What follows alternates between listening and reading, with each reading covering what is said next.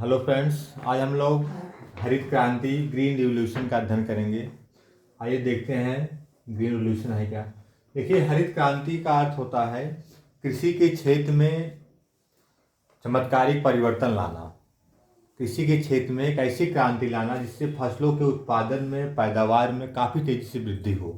और ये हुआ क्यों? क्योंकि देखिए, हमारे देश में जो परिस्थितियां थीं अन्न के उत्पादन में, फसलों के उत्पादन में, ये पहले भारत कृषि प्रधान देश तो था, लेकिन यहाँ लोगों को अनाज की कमियां थी, खाद्यान्न फसलों की कमी थी। लोग कृषि उत्पादों से जूझ रहे थे। हमने चाइना से प्रथम युद्ध 1962 में एक युद्ध जो हुआ, फिर पाकिस्तान से युद्ध, उसके पहले बंगाल में अकाल, ब्रिटिश काल में समस्या, मतलब कृषि प्रधान देश होते हुए भारत में खाद्यान्न फसलों की जो कमी थी, इस कमी को दूर करने के लिए स्वतंत्र भारत में जब राष्ट्र निर्माण शुरू हुआ, तो उसमें देश के प्रधानमंत्रियों ने कृषि के उत्पादन में चमत्कारिक प्रयास लाने का कई कई कदम उठाए, किंतु स्थितियां सकारात्मक नहीं हुई। इसके बाद हुआ क्या कि हमारे देश में हरित क्रांति के लिए विचार लोगों ने देना शुरू किया। तो हरित क्रांति का अर्थ यही होता है कृषि के क्षेत्र में चमत्कारिक परिवर्तन लाना, या कृषि के क्षेत्र में आधुनिक तकनीक, आधुनिक कृषि के क्षेत्र में आधुनिक तकनीकी आधुनिक तकनीक एवं कृषि के क्षेत्र में आधुनिक तकनीक एवं वैज्ञानिक अनुसंधान का प्रयोग करना, एवं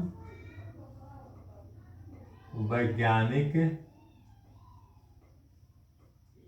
अनुसंधान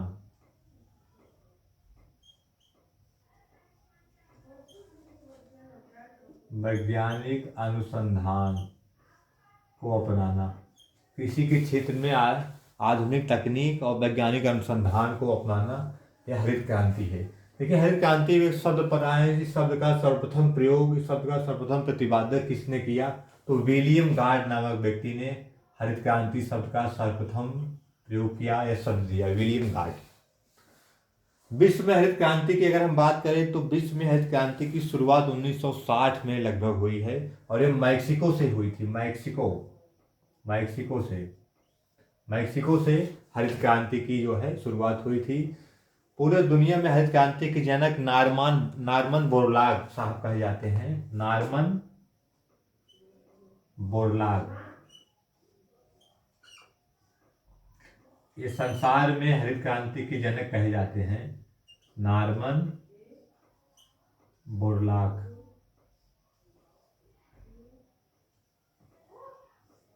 अमेरिका के कृषि वैज्ञानिक थे नार्मन बोरलाग साहब, और पूरी दुनिया में हरित क्रांति के जनक कहे जाते हैं। और पूरे संसार में हरित क्रांति की शुरुआत मैक्सिको से 1960 में हुई थी, और इनको नोबेल प्राइज भी मिला था नार्मन बोरलाग साहब को।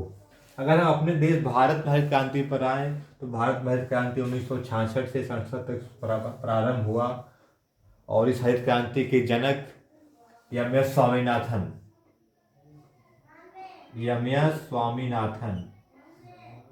स्वामीनाथन जी को भारत में हरित क्रांति का जनक कहते हैं। एम.एस. स्वामीनाथन, ये आपके दक्षिण भारतीय कृषि वैज्ञानिक थे, और इनको जो है वर्तमान अभी हाल में ही भारत का सबसे बड़ा पुरस्कार भारत रत्न से नवाजा गया। एम.एस. स्वामीनाथन हमारे देश में, भारत में कृषि के क्षेत्र में इन्होंने बहुत बड़ा योगदान दिया है, और हरित क्रांति लाने में सबसे प्रमुख योगदान इन्हीं का रहा है। एम.एस. स्वामीनाथन, इनको हाल में ही मरणोपरांत भारत रत्न भी दिया गया वर्तमान सरकार के द्वारा। देखिए, अगर प्रेरणा की बात करें भारत में हरित क्रांति लाने का विचार सर्वप्रथम किसके दिमाग में आया, तो बाबू जगजीवन राम ऐसे व्यक्ति थे जिन्होंने इसका आइडिया दिया था। जगजीवन राम मिनिस्टर थे केंद्र में, जगजीवन राम, और सबसे लंबे समय तक मिनिस्टर यही व्यक्ति थे। तो ये रहा भारत में 1966 से 67 तक हरित क्रांति आई, और उस समय हमारे तत्कालीन प्रधानमंत्री श्री लाल बहादुर शास्त्री जी थे देश में।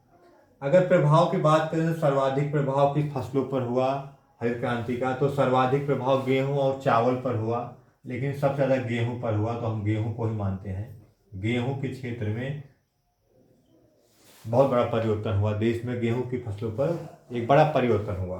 प्रभावित क्षेत्र पर अगर हम आए तो खास करके उत्तर भारत का जो क्षेत्र है, जो गेहूं बेल्ट है, उसमें ज़्यादा वृद्धि हुई, विकास हुआ, उसका प्रभाव इम्पैक्ट देखने को मिला। तो वो क्षेत्र आपका है पंजाब, प्रमुख है पंजाब।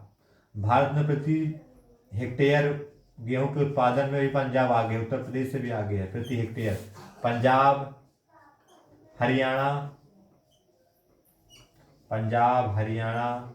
पश्चिमी उत्तर प्रदेश, पश्चिमी उत्तर प्रदेश, पश्चिमी उत्तर प्रदेश,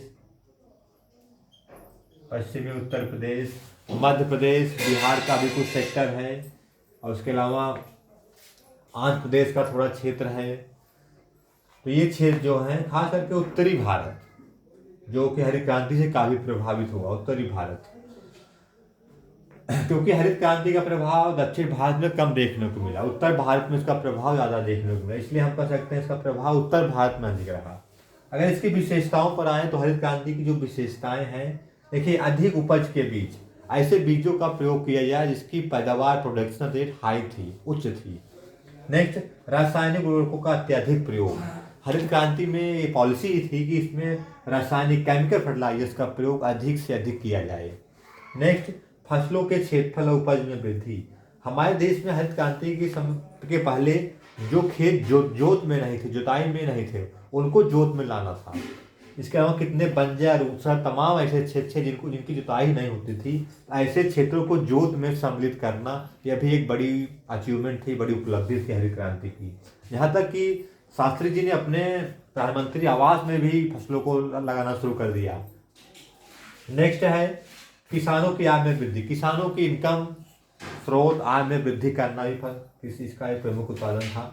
अगर हम नकारात्मक पक्ष की बात करें तो हरित क्रांति के जो नकारात्मक पक्ष हैं, आर्थिक असमानता उत्पन्न हो गई। ये इसलिए उत्पन्न हुई क्योंकि गरीब और अमीरों के बीच एक बड़ा गैप देखने को मिला, और हरित क्रांति का लाभ पूंजीपति लोग, धनी वर्ग या किसान, बड़े किसान ले, छोटे किसान या मध्यम वर्ग के किसान इसका लाभ नहीं ले पाए, इसलिए इसका एक नेगेटिव पॉइंट है। नेक्स्ट है रसायनों का अत्यधिक प्रयोग। जो रासायनिक खाद है, फर्टिलाइजर्स, इसका इतना ज़्यादा उपयोग हुआ कि हमारी मिट्टी जो है बैरन, बंजर होने लगी। हम देसी खाद को छोड़कर रासायनिक खादों पर पूरी तरह डिपेंड हो गए। इसका हमारे ऊपर मिट्टी पर नकारात्मक प्रभाव पड़ा, हमारी मिट्टी खराब होने लगी। नेक्स्ट, पर्यावरण क्षति। कीटनाशक दवाओं के प्रयोग से पर्यावरण को एक बहुत भारी नुकसान हुआ, क्योंकि पर्यावरण के लिए इको इन्वायरमेंट सिस्टम के लिए बहुत प्रतिकूल थे, इको फ्रेंडली नहीं थे, इसलिए पर्यावरण पर क्षति भी हुई। नेक्स्ट है छोटे कृषकों को नुकसान। इससे हुआ क्या, जो हमारे छोटे किसान थे, लघु किसान, मध्यम किसान, इनको बहुत नुकसान हुआ, क्योंकि बड़े किसानों को बेसिक लाभ हुआ, इससे छोटे किसानों को हरित क्रांति से विशेष लाभ नहीं हुआ। तो ये रहा हरित क्रांति। इससे जो महत्वपूर्ण प्रश्न आपके सामने है, इसमें आपको गौर ये करना है कि जो हरित क्रांति की जनक है भारत में, एम.एस. स्वामीनाथन जी हैं भारत में, और विश्व में नॉर्मन बोरलॉग, जो कि अमेरिकी कृषि वैज्ञानिक थे, इन्होंने मैक्सिको में कार्य किया। और एम.एस. स्वामीनाथन हमारे दक्षिण भारत के निकले, और इनको हाल में भारत रत्न पुरस्कार से भी नवाजा गया। और इसका सर्वाधिक प्रभाव गेहूं पर पड़ा, अन्य फसलों पर कम पड़ा, गेहूं पर इसलिए सर्वाधिक प्रभाव इसका पड़ा, गेहूं पर। इस शब्द का प्रयोग विलियम गार्ड ने दिया था, और हरित क्रांति में फसलों के उत्पादन को बढ़ाना, ताकि देश में जो खाद्यान्न कमी है उस कमी को दूर कर भारत को कृषि के क्षेत्र में और अधिक संबल, क्योंकि हम लोग अमेरिका से देशों से गेहूं का इंपोर्ट करते थे, इस प्रक्रिया को बंद करना था। तो ये रहा आज हरित क्रांति के बारे में जनरल सा कॉन्सेप्ट। उम्मीद करते हैं आपको वीडियो अच्छा लगा होगा और आपको काफ़ी सीखने जानकारी मिली होगी। अच्छा लगा तो चैनल को लाइक और सब्सक्राइब जरूर करिएगा, और अपने सुझाव जरूर आमंत्रित कीजिएगा। बहुत बहुत धन्यवाद, थैंक यू।